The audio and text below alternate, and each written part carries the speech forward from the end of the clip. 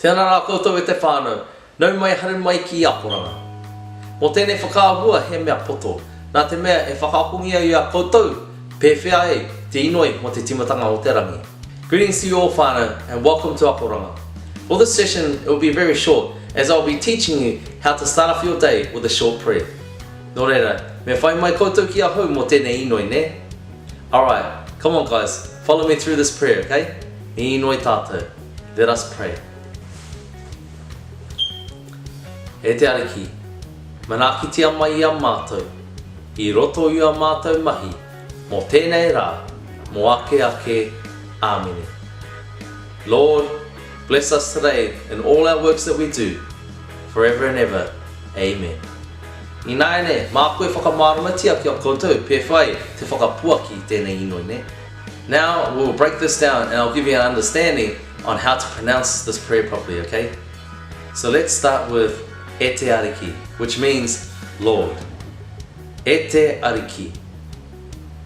E te ariki. E te ariki. Lord. Manakitia mai i a mātou. Bless us. Manakitia mai i a mātou. Manakitia mai i a mātou. Manakitia mai i a mātou. Bless us. I roto i a mātou mahi. In all our works. I roto i a mātou mahi. I roto i a mātou mahi. I roto i a mātou mahi. In all our works. Mō tēnei rā. Today, or for this day. Mō tēnei rā. Mō tēnei rā. Mō tēnei rā. Today, or for this day. Mō ake ake, āmine. Forever and ever, Amen. Mō ake ake, āmine. Mō ake ake, āmine. Mō ake ake, āmine. Forever and ever, Amen.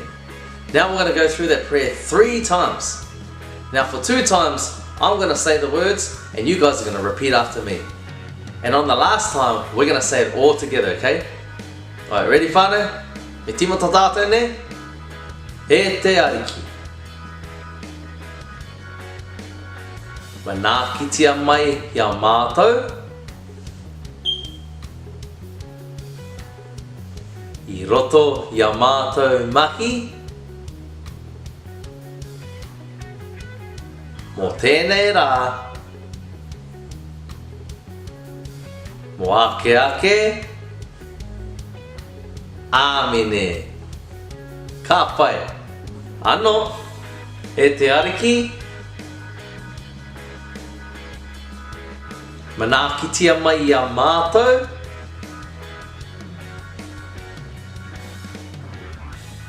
I roto i a mātou mahi. Mō tēnei rā. Mō ake ake āmine. Ka pai. Tino rau e tō mahi. Great work, guys. Alright, last time round, guys. So let's give it all a go together, okay? Alright. Me inoi ngā tahi tātou, ne? Let us all pray together.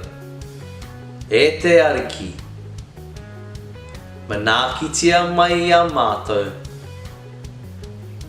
I roto i a mātou mahi.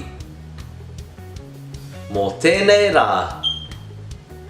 Mō ake ake, āmine.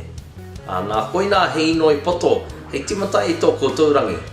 Kaua e ware, ko te mea nui, me hiki ake te ingoa tapu o tō tātou matuni te rangi, I te timatanga me te whakaaturanga o tō rangi. Never ever forget to lift up the beautiful name of our good Lord every single day, for both the beginning and the end of your day. Nō reira, ma te ato ka harawa, e manaki, e tiaki kia koutou I ngā wāhanga. Ka kite anō. Now may our good and great Lord bless you and keep you. See you again.